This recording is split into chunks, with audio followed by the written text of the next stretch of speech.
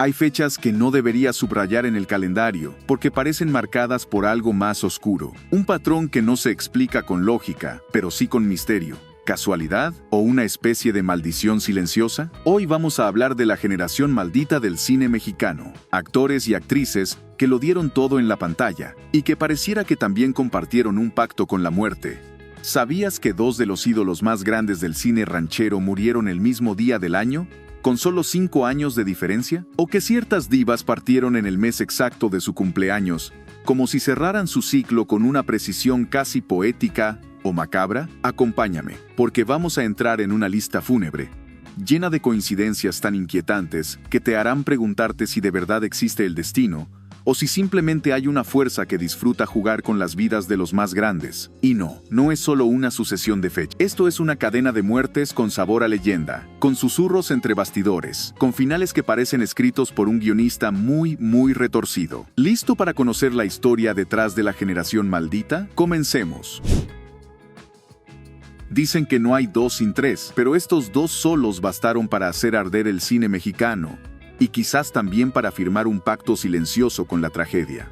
Jorge Negrete, el charro cantor, tenía porte de general revolucionario y una voz que mandaba callar al mariachi. Pedro Infante, el eterno galán de pueblo, conquistaba a mujeres, a mecánicos y hasta a las suegras con una sola sonrisa. La rivalidad era real, aunque lo negaran. Se hablaban con cortesía en público, pero en privado se arrancaban los botones del ego. El destino, cruel y burlón, se llevó a Negrete un 15 de diciembre de 1953, y apenas 5 años después, el mismo día exacto, Pedro Infante se estrelló en un avión que él mismo piloteaba. ¿Coincidencia? ¿O un cierre poético de una rivalidad que ni la muerte quiso separar? Y como si fuera poco, Infante murió en plena juventud, a los 39, todavía en la cima, dejando fanáticas que hasta hoy le llevan serenata a la tumba. Negrete, 42, también joven. El 15 de diciembre, desde entonces, no es un día más, es una lápida compartida en el calendario. Él, el galán de rostro recio, voz grave y mirada que traspasaba la cámara. Ella, la diosa de ébano, sofisticada, fría, con una elegancia que convertía cualquier habitación en un set de Hollywood. Los dos fueron los favoritos de los grandes directores, de los festivales europeos y de los rumores. A Pedro lo devoró un cáncer testicular feroz que desarrolló, dicen, después de rodar en el desierto de Nevada para una película gringa, donde lo expusieron a radiación tras los ensayos nucleares. Sí, actuó en un set radiactivo, y como si eso no fuera ya un destino de película maldita, se pegó un tiro en el pecho en un hospital de Los Ángeles para morir antes de que el cáncer lo dejara inservible. Fecha: junio, su mes de nacimiento, el ciclo completo. Dolores, por su parte, murió casi 2 décadas después, en abril, también el mes en que había nacido. ¿Quién muere en el mismo mes en que nace? Como si el reloj interno se reiniciara una sola vez. Lo más curioso, ella y Pedro habían sido muy cercanos. Algunos dicen que más de lo que admitían. ¿Destino compartido? ¿O simplemente la vida cerrando capítulos con la misma precisión de un guión perfectamente escrito? Esto no fue solo una rivalidad artística. Esto fue un choque de egos de proporciones cósmicas. Libertad, la argentina melodramática, la reina del llanto elegante, cruzó a México huyendo de la dictadura y terminó topándose con una fuerza aún más temible, María Félix. La doña, imponente, venenosa, con una belleza que hacía temblar hasta al director. Nunca se llevaron bien. De hecho, hay quienes aseguran que María logró que despidieran a Libertad de más de una producción. Una enemistad sin reconciliación, ni en vida ni en muerte. Y justo ahí viene lo turbio. Lamarque muere el 12 de abril del año 2000. 2 años después, casi en la misma semana, el 8 de abril de 2002, muere María Félix. Pero lo macabro no es la cercanía de las fechas, es que María murió el día de su cumpleaños. ¿Qué clase de coincidencia es esa? Como si se hubiera dado su propia despedida. Ambas, íconos, divas, pero al final unidas por un abril que se las llevó con elegancia cruel. Una con lágrimas, la otra con orgullo, pero las dos en el mismo escenario de la muerte. Aquí entramos en terreno espeluznante. Dos actrices que representaron el ideal femenino en el cine de oro mexicano. Una, Blanca Estela Pavón, la mujer dulce, inocente, la que moría de amor en pantalla mientras el público moría por ella. La otra, Meche Barba, la rumbera de fuego lento, la que bailaba con una mirada que derretía al más macho del reparto. Pero escucha esto. Blanca Estela murió en 1949, a los 26 años. Un accidente aéreo. Subió a un avión y no volvió. Dicen que esa tragedia dejó un silencio extraño en el medio, como si el aire se hubiera enfriado de repente. Y ahora viene el dato que parece sacado de una novela macabra. Meche Barba murió exactamente 55 años después, también en septiembre. Y no solo eso, tenía 80 años. Y si sumas 26 la edad de Blanca, más 80 la de Meche, te da 106. ¿Y qué crees? Exactamente el tiempo que pasó entre sus nacimientos y sus muertes. Es como si entre las dos hubieran medido, con exactitud matemática, la duración de una maldición silenciosa.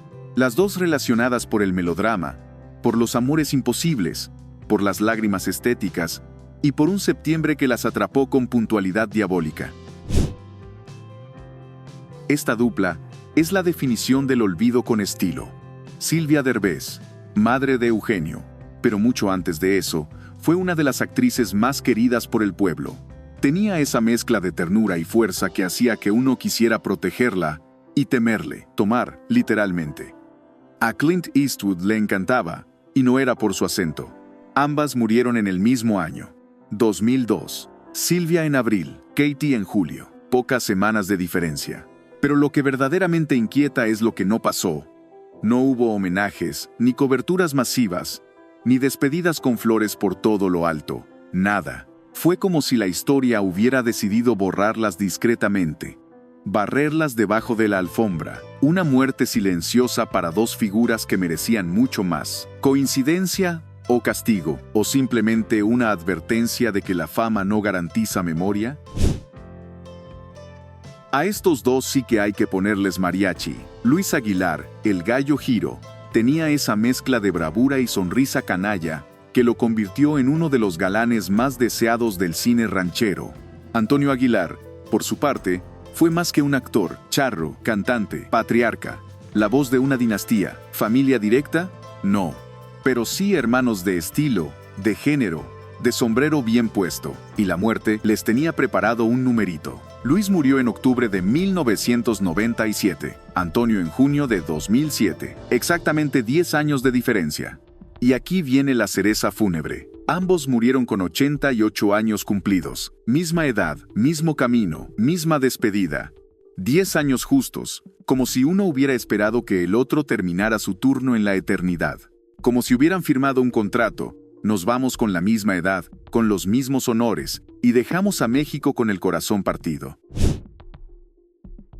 Aquí no hablamos de ídolos comunes. Hablamos de leyendas vivientes que se negaron a apagarse hasta que el cuerpo ya no dio más. Evita Muñoz, Chachita, la niña eterna del cine mexicano. Empezó siendo la hija de Pedro Infante en pantalla, y terminó siendo la abuelita de toda una nación. Carismática, traviesa, con esa voz rasposa que parecía haber fumado más cigarros que un bolero de cantina. Lo curioso es que nunca dejó de trabajar, ni de vieja. Murió en febrero de 2016, a los 79 años, todavía con proyectos activos. Y Joaquín Cordero, Cordero, el galán que se volvió villano, el rostro serio que te podía enamorar o amenazar con solo arquear una ceja. Murió también en febrero, pero de 2013, a los 89 años. 10 años más que Chachita, 10 años exactos de diferencia entre sus edades. Mismo mes, mismo tipo de vida, activa hasta el final. ¿Coincidencia? Tal vez, pero no deja de ser inquietante cómo dos símbolos de diferentes generaciones, pero con la misma pasión por el escenario, terminaron saliendo de escena en el mismo mes, como si la cortina del teatro de la vida se bajara igual para todos. Ellas fueron más que actrices, fueron la abuela universal del cine mexicano. Tú las ves y sientes que huelen a pan dulce, a rebozo tibio, a regaño con cariño, pero no te dejes engañar. Ambas tenían carácter de acero y ojos que sabían cuándo estabas mintiendo, incluso desde la pantalla. Prudencia Griffith murió en 1970. Sara García, una década después, en 1980. La edad de ambas, 85 años. ¿Casualidad? Quizás. ¿Simbolismo? Definitivamente. Las dos representaron la figura materna y abuelita en cientos de películas, con lágrimas, consejos y un par de bofetadas de vez en cuando. Pero lo más extraño es que ambas murieron cerca de los meses en que celebraban aniversarios de carrera, como si sus vidas estuvieran programadas para cerrar justo cuando se completaba un ciclo profesional. No cuando el cuerpo falló, no cuando la mente ya no daba, sino cuando la carrera decía, hasta aquí llegamos. ¿Y sabes qué es más inquietante? Ninguna de las dos murió en soledad. Siempre había alguien al lado, pero sus muertes fueron tranquilas, casi como si ellas mismas hubieran dicho ya es hora y se hubieran acostado a dormir. Cierre limpio, como toda buena escena final. Los Soler, esa dinastía de actores que parecía no tener fin, pero como todo lo que brilla, también ellos tenían su sombra. Andrés y Domingo eran hermanos. Gigantes del teatro, el cine y el melodrama mexicano. Eran esos actores que nunca hacían de galanes, pero robaban cámara cada vez que abrían la boca. Y lo curioso, lo verdaderamente escalofriante, es que ambos murieron en diciembre, con exactamente 10 años de diferencia. No es solo que compartieran apellido, sangre y talento, es que compartieron el mes de la muerte. Y si te pones quisquilloso con los detalles, te darás cuenta de algo más. Los entierros de ambos fueron discretos, casi familiares, sin homenajes masivos, sin la parafernalia que el cine suele reservar para sus grandes caídos. ¿Fue decisión de la familia? ¿O fue el destino que quiso llevárselos como vinieron, en silencio, juntos y con el telón cayendo justo en diciembre? Los otros dos pilares de la dinastía Soler, los hermanos que completaban el cuarteto de talento que marcó la época de oro del cine mexicano. Si Andrés y Domingo eran la fuerza dramática, Fernando y Julián eran el cerebro y la dirección. Fernando, actor de carácter, con presencia imponente. Julián, el director elegante, el que convertía escenas en arte con un par de movimientos de cámara y una ceja levantada. Ahora escucha esto. Ambos murieron el mismo día del mes, el día 24. Fernando el 24 de octubre de 1979. Y Julián el 24 de mayo de 1977. ¿Te das cuenta? 2 años de diferencia. Mismo día, diferente mes. Pero, ¿cuántas veces has escuchado que dos hermanos mueran el mismo número de día del mes? Y aquí no hay casualidades pequeñas. Ambos tuvieron muertes tranquilas, en casa, nada escandaloso, pero el círculo se cierra como si lo hubiera diseñado un guionista obsesionado con los detalles. Los 4 hermanos Soler, todos relacionados por fechas espejo, por muertes programadas con una precisión quirúrgica. Uno podría pensar que fue una coincidencia hermosa, pero si te acercas un poco más, si ves la historia como una obra maestra trágica, entonces todo parece tener una lógica inquietante, como si los Soler hubieran nacido con un reloj interno que les marcaba no solo el ritmo de la actuación, sino también el ritmo de su despedida.